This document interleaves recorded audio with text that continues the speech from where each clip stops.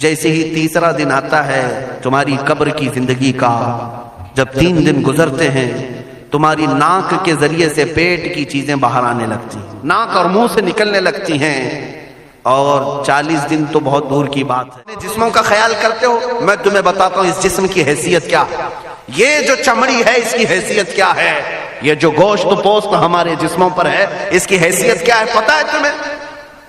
اس کو سجانے کے لیے عورتیں 2-2 گھنٹہ شیشے کے پاس کھڑے ہو کر میک اپ کرتی رہیں۔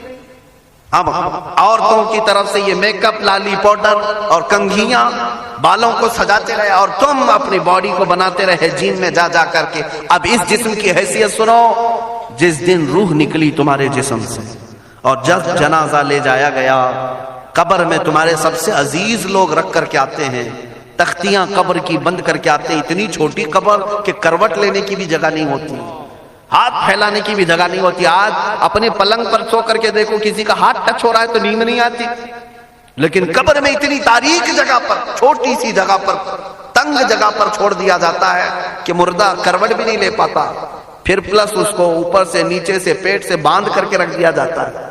تمہیں پتا ہے اب حکماں نے جو لکھا ہے وہ سنو بزرگوں نے، جیسے ہی تیسرا دن آتا ہے تمہاری قبر کی زندگی کا، جب 3 دن گزرتے ہیں تمہاری ناک کے ذریعے سے پیٹ کی چیزیں باہر آنے لگتی ہیں، منہ کے ذریعے سے انتڑیاں یا جو بھی اندر کا لکوڈ ہے سب باہر آتا ہے۔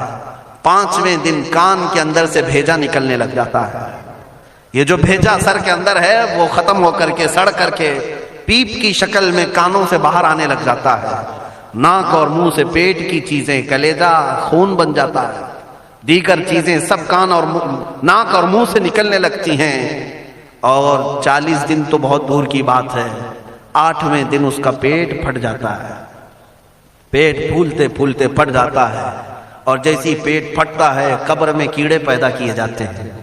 تم 1000 کوشش کر لو لیکن وہ کیڑے اسی کے لیے پیدا ہی کیے جاتے ہیں، ان کی غذا ہے، وہ ناک سے نکلا ہوا گودا، منہ سے نکلا ہوا گودا کھانے کے لیے کیڑے جمع ہو جاتے ہیں، پورے جسم پر طاری ہو جاتے ہیں۔ پیٹ جب پھٹ جاتا ہے تو اتنی شدید تعفن والی بو آتی ہے کہ قبریں بند ہوتی ہیں، ورنہ کئی لوگ صرف بو سے بیمار ہو جاتے ہیں، کئی لوگ۔ اور یہی ہمارے جسم کی حیثیت ہے، یہی ہمارے جسم کی حقیقت ہے۔ اور چند دن گزر جاتے ہیں کہ اس کی آنکھوں کی پتلیاں لٹک کر کے باہر نکلتی ہیں، اس کی آنکھوں کی پتلیاں باہر آ جاتی ہیں اور گڑے پڑ جاتے ہیں۔ اب جو جسم کے اوپر موجود گوشت ہے اس کو چونٹیاں، مکوڑے اور کیڑے کھانے لگ جاتے ہیں، کھاتے کھاتے 2-3 مہینے کے اندر اس کو صرف اور صرف ڈھانچے کی شکل چھوڑ دی جاتی ہے، ہڈیاں باقی رکھی جاتی ہیں۔ جن بالوں میں تم کنگھیاں کرتے ہیں ان بالوں کی جڑوں میں پیپ پیدا کیا جاتا ہے، ہر بال کی جڑ پیپ بہاتی ہے۔ اور جن چہروں پر تم پاؤڈر لالی لگا کر کے اس کو سجایا کرتے آئینے میں کھڑے ہو کر، ان چہروں پر اللہ تبارک و تعالیٰ ایسی جھریاں پیدا کرتا ہے۔ یہ تو عام لوگوں کی بات، اور اگر گنہگار ہیں تو ان کے چہروں پر بچھو چھوڑ دیے جاتے ہیں، بچھو چھوڑ دیے جاتے ہیں۔ کئی لوگوں کی قبروں پر سانپ ان کی ناک کو ڈستے رہتے ہیں اور ان کا گودا پیتے رہتے ہیں۔ سانپوں کا عذاب، بچھوؤں کا عذاب، یا قبر کے عذاب کے ساتھ یہ جسم گلا دیا جاتا ہے، ہڈیوں کے سوا کچھ نہیں باقی رہتا۔ تم کیا سمجھتے ہو مرنے کے بعد احساس نہیں ہوگا؟ مرنے کے بعد ہر درد کا احساس دگنا کر دیا جائے گا۔ آج زندگی میں جتنا تمہیں چونٹی کاٹنے سے درد ہوتا ہے، مرنے کے بعد یہ درد 10 گنا زیادہ بڑھ جائے گا، تمہیں اور درد ہوگا، اور درد ہوگا۔ یہی جسم جو کیڑوں کی غذا بن گیا، کفن ختم ہو گیا، ہمارے جسم میں پیٹ کا گودا باہر آ گیا، آنکھوں سے کانوں سے ساری چیزیں لکوڈ ختم کر دی گئی، بھیجا کانوں سے بہ کر کے نکل آیا، بچا کیا ہمارے پاس؟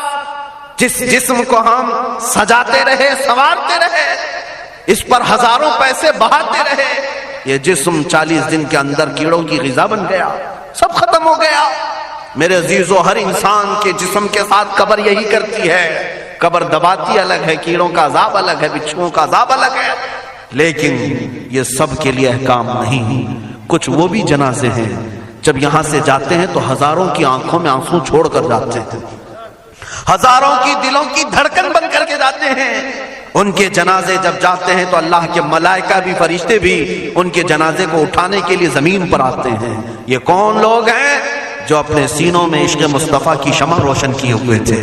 جینا چاہتے تو مصطفیٰ کے لیے، مرنا چاہتے تو مصطفیٰ کے لیے. فاضل بریلوی نے کیا خوب کہا، لحد میں عشق شہ، عشق رخ شہ کا داغ لے کے چلے، اندھیری رات سنی تھی چراغ لے کے چلے.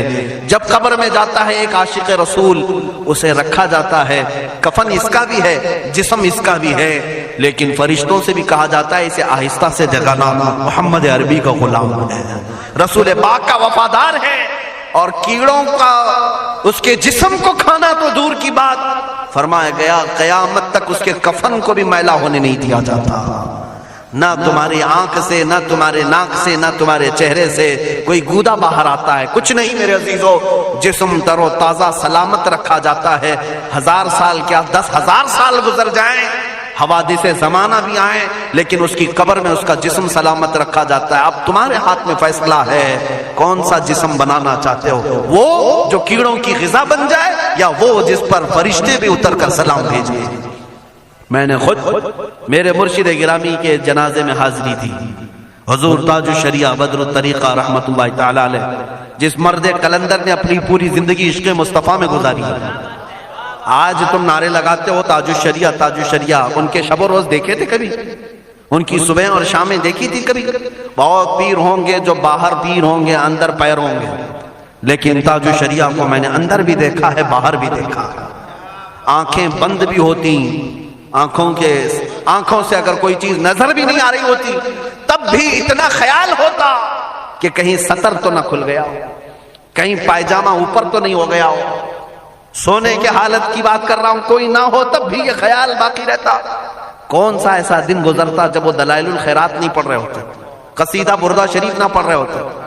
ہزاروں سفر کی مصروفیات کے باوجود حضور پاک کی محبت کے نغمات میں کوئی کمی نہیں آئی. لیکن میں آج آپ کو ایک بات بتا دوں، جب انتقال ہوا